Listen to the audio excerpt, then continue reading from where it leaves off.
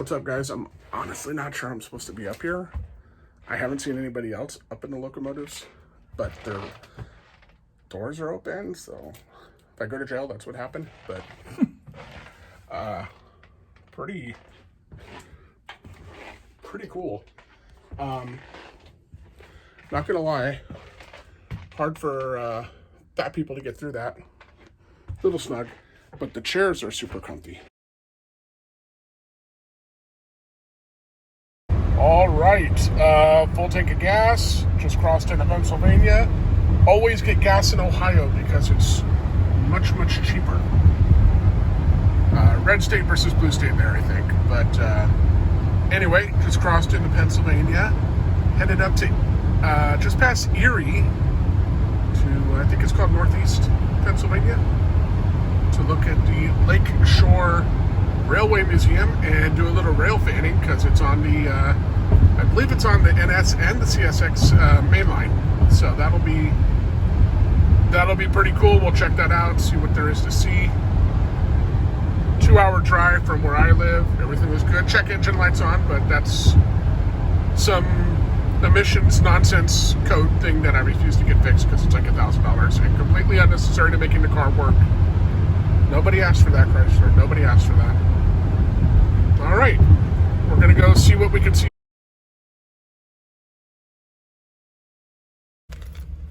Well, I wonder if I'm in the right place. There's already a train going by and everything, so let's go look around. This looks fun. Got some old signals. I know a lot of you guys know a whole lot more about this stuff than I do, but I think those are left over from the B&O.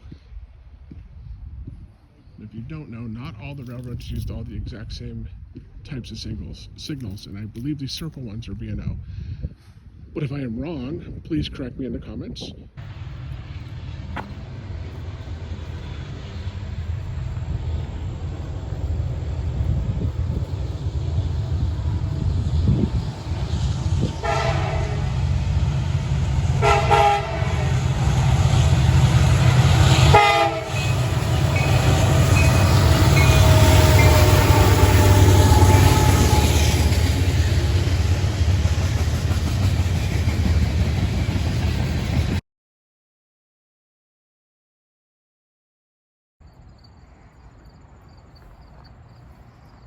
This boxcar has had many coats of paint.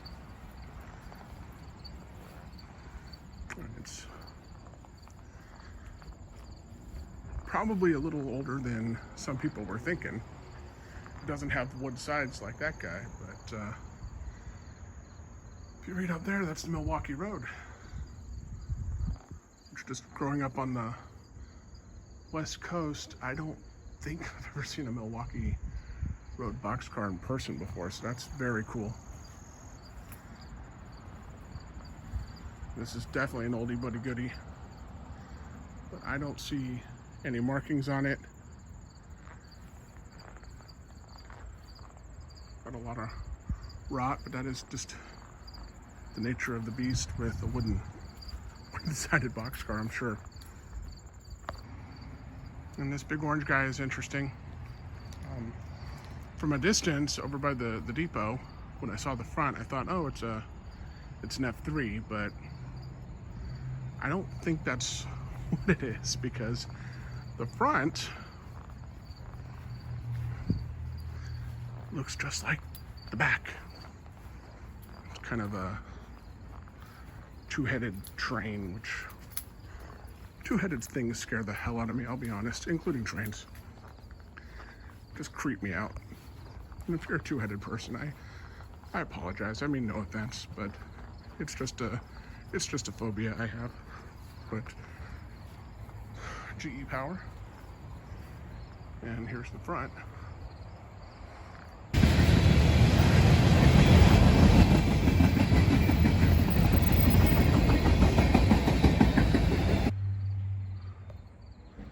A couple of really cool heavyweights here that have seen better days, but I'm sure they're waiting to get restored or something. And that's Central Park, not Central Perk.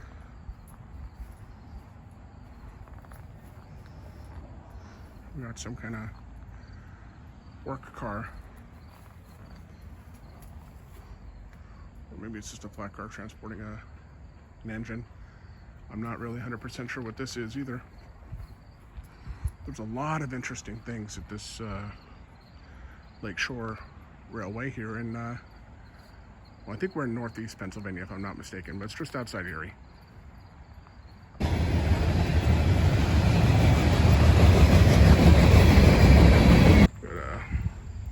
A Burlington baggage car, or maybe a mail car. I think it's a baggage car though. And now I'm on the Central Park heavyweight car. Gotta be careful where I step because there's a lot of rust, and while all of this is really solid metal, it seems, as you can tell from that mirror, I am not a small guy.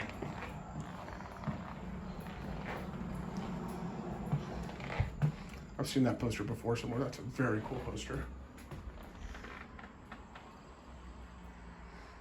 Maybe not quite as nice and clean and well finished as it was when it was new. This is still very cool to see.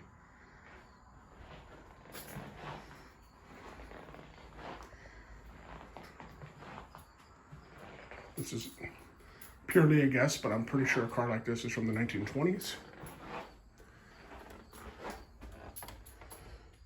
Your central system. 20th Century Limited. So if you remember the movie The Sting with Robert Redford and Paul Newman, the scene where they're on the train, the card game, they were writing the 20th Century Limited in passenger cars that were the same style as this. So there you go, if you want to see what one of these looks like all gussied up. And yeah, I remember that movie very well. The seats were quite similar to that. So I'm pretty sure the exterior scene trains where you saw the train running were done with a model, but they must have filmed that on a restored car or preserved car. That movie is 50 years old now. And going back to the movie, if possible, I don't know right now, but if possible, I'll try to put in some clips from the, or stills from the movie so you can compare. But yeah, the seats were very much like this. You remember this closet was, I'm sure, closed, so you didn't see the toilet in the movie. But there's a scene before he goes to play poker where Paul Newman's standing at a sink just like this one. And he's cutting his gin with water so he can pretend to be drunk. Little corner sink just like that. Newman and Redford sit across from each other, and Newman was showing him his chops with playing cards. You have a bathroom in your suite, which I'm trying to... These doors were not designed for 21st century fat people. But to have a bathroom in your suite back in the day, I'm sure was the lap of luxury 100 years ago. How long that toilet paper's been hanging there? It looks like a very long time. I don't suspect that this furniture is original to this car. I mean, this looks much more 60s or 70s. Some of these chairs look a little more period correct though. A little sofa. But it's very cool to see something from this era, even if it's not in wonderful shape yet.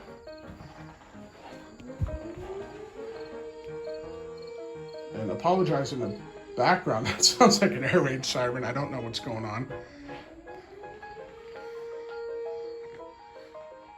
We're up by Erie. They don't like have tornadoes or anything that I'm aware of, so I don't know what on earth that is. So we'll just try to ignore it. I'll try to talk over it, but yeah, I've never been on one of these before, so this is very cool. And the extent of my familiarity with something like this is really limited to movies. But if you haven't seen The Sting by chance, I mean, the movie is like 50 years old. I think it won Best Picture. It certainly won Redford or Newman or both of them something. It's a fantastic movie. And the whole movie doesn't take place on a train, but a good chunk of it does. Good 20 minutes or so in the middle of the movie.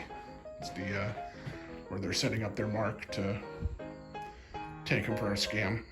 And it's a fantastic movie, and there's some great railroading scenes in there, but it's you don't have to watch it just for the train. It's a good movie in its own right.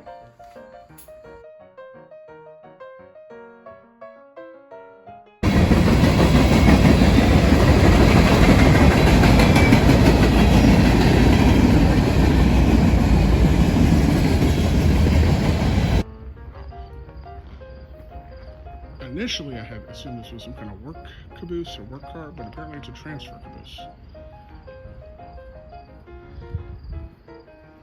And you can go on a lot of these, including the cabooses. But I am gonna save my knees because there's a couple of cool things down the way I want to see.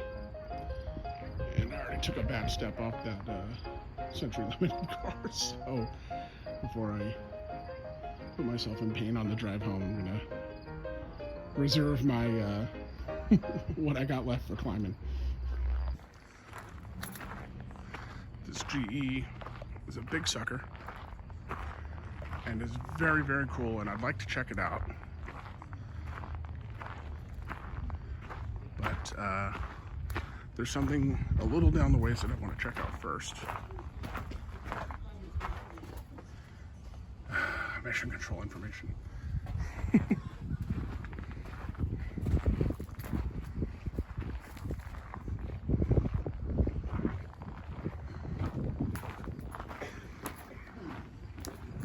And there you go. If you're new to trains, I bet you didn't know the door was in the nose.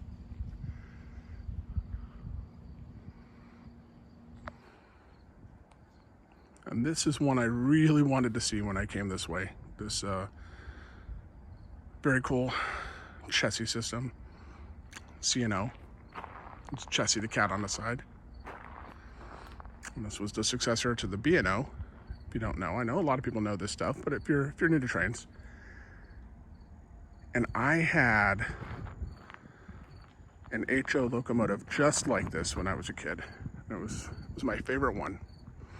And at the time I really was more into steam engines, but this, for whatever reason, was just my favorite one. And this is one of the things I wanted to check out here. This thing is painted really nice.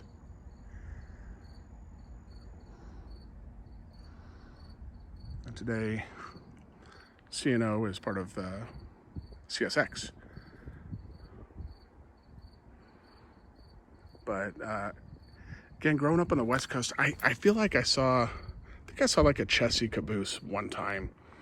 I don't know why it was out there, but so that was sometime in the 80s. Maybe somebody bought it and was moving it out there because cabooses were already falling by the wayside then. But you never saw Chessie stuff out in California. It was all Santa Fe and Union Pacific for the most part.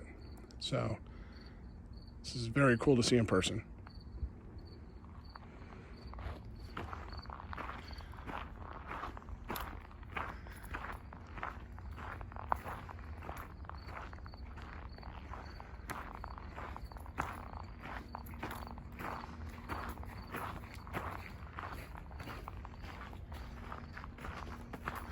There's NS and a couple other things down there we'll take a look at later, but let's get up in here.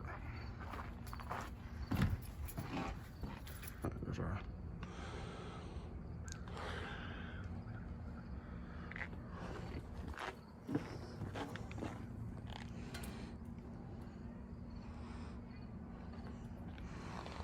It's very, very cool that they let you get up on these. We've all seen those museums where you can get in a caboose or maybe a passenger car, but not too many places are cool with you getting in their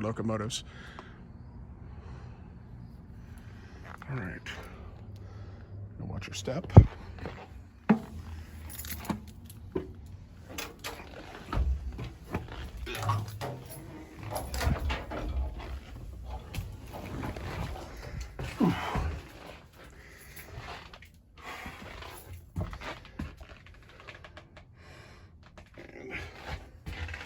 Getting through that little door is absolutely a tight squeeze for my fat bottom, but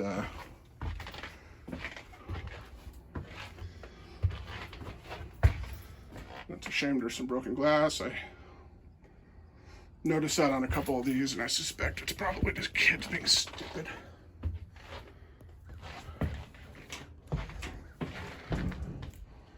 There's the bathroom.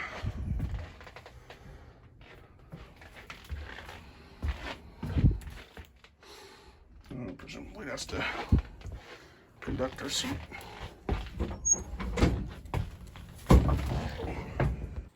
And I'll tell you guys what, the seats are actually quite comfortable. As you can tell, I'm a little bit of a fatty. I'm working on that, but it's hard to get up here and it's hard to fit through that door, but I fit in the seats great. They're very, very, very comfortable. It'd be make an awesome computer chair.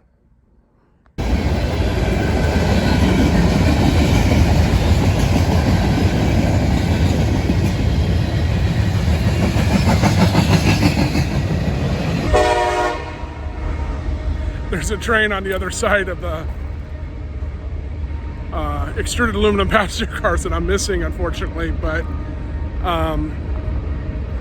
unlike the guy that does the Louisville railvan productions, the other day he posted a video where he was running like hell to catch an NS.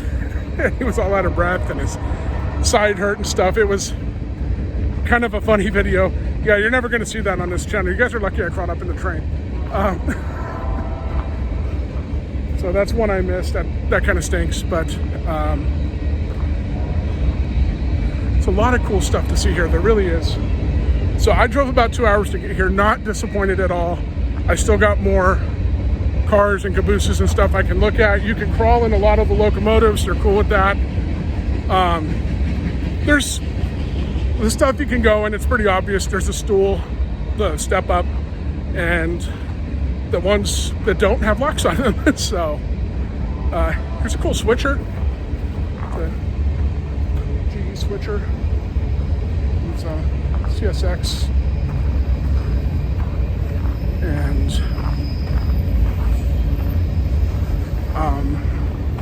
this one's cool too. Not something I ever saw growing up because of where I lived, but it's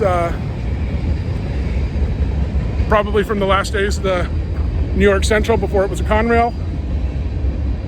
But yeah, lots of cool stuff here. You know, out in Southern California where I'm from, in most cases, so many cities in Orange County and LA County have torn down a lot of their old stuff, usually to make way for houses. And working in real estate, I completely understand that. It's, you know, highest and best use of the land is not old railroad buildings usually. There are some cool things out there. Paris, out in Inland Empire, there's a cool museum. I mean, there's things around. The Fullerton train station's great, but to just have a bunch of stuff parked like this that you can really get up on and check out while you're surrounded by buildings from the era. I mean, these were certainly used for freight back in the day. Yeah, you just don't have that out there.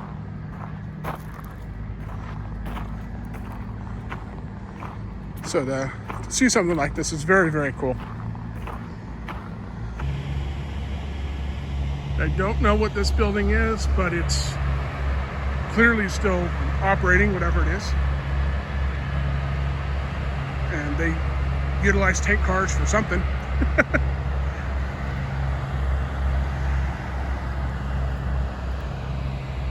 And it's also very cool that they put a museum like this along the main line. I don't know if CSX or NS or somebody donated some tracks, but it makes it, I'm sure, very easy transporting these things is not cheap, so I'm sure this makes it very easy for them to get donations and new exhibits here. Certainly helps, I'm sure. Don't have to truck it in. And then while you're here, you also get the cool experience of being along the main line, seeing a lot of trains go by. The time I've been here, there's been 4. I've only caught 2 of them on film, though. Yeah, this is a cool place.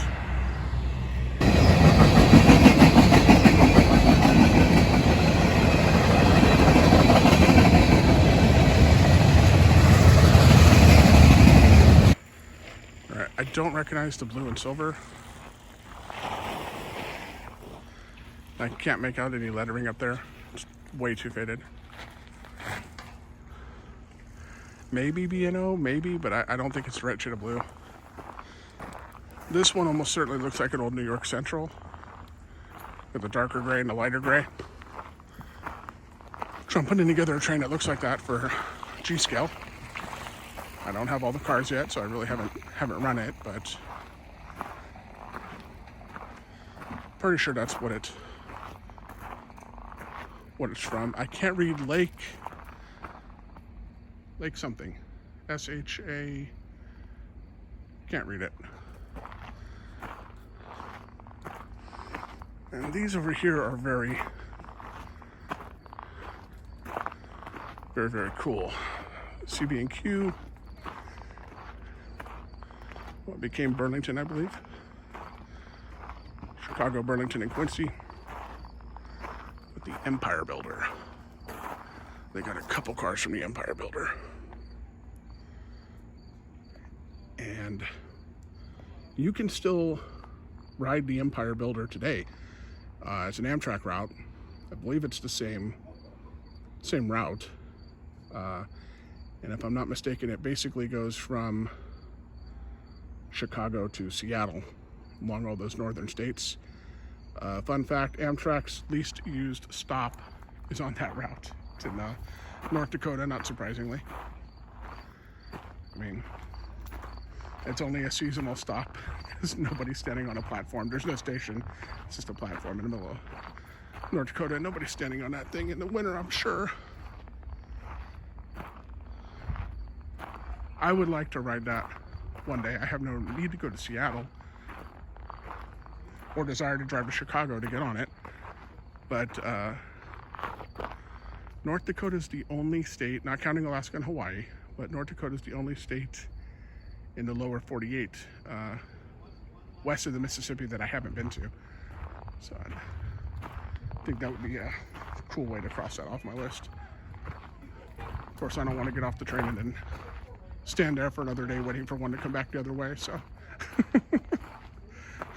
I'd have to carefully plan a trip, I guess.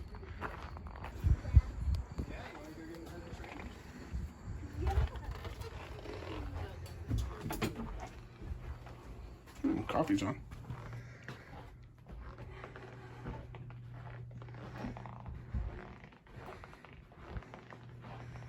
Smells like one of my classrooms from high school in here. It's a weird memory.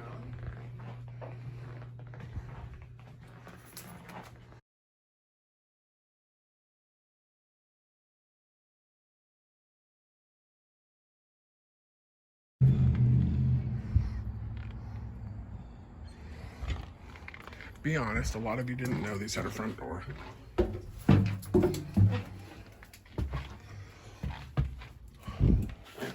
And this is a whole lot easier to get on board than that old Chessie.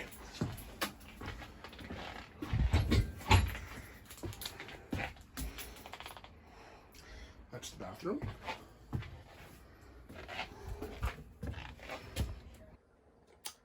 Yeah, this is cool.